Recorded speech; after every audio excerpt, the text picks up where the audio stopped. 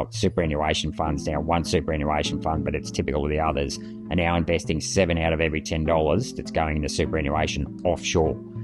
So these opportunities, that money should be invested into this country through building infrastructure, not buying infrastructure, but actually building it, so that then you can get more essential services like schools and hospitals.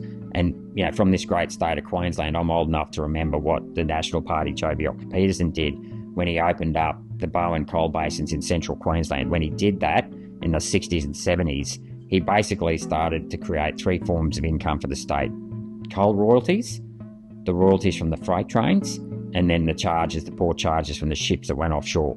He did it for coal. He then did it for the bauxite deposits up in Weipa, except he wouldn't give the companies that were mining that bauxite an export licence. So in order to export the bauxite, they had to evaluate it, hence the creation of Gladstone. So where now the ships have to go around to Gladstone and be turned, the bauxite gets turned into alumina or aluminium.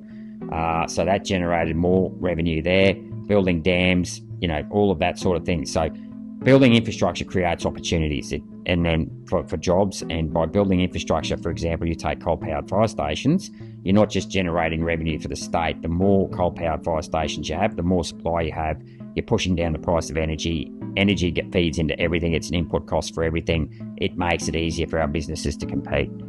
So the opportunities for our children to also compete, set up their own small business, we want to make sure they can do that. And as I just pointed out before, they can't compete against foreign corporations if foreign corporations are paying less tax than what Australian businesses are here.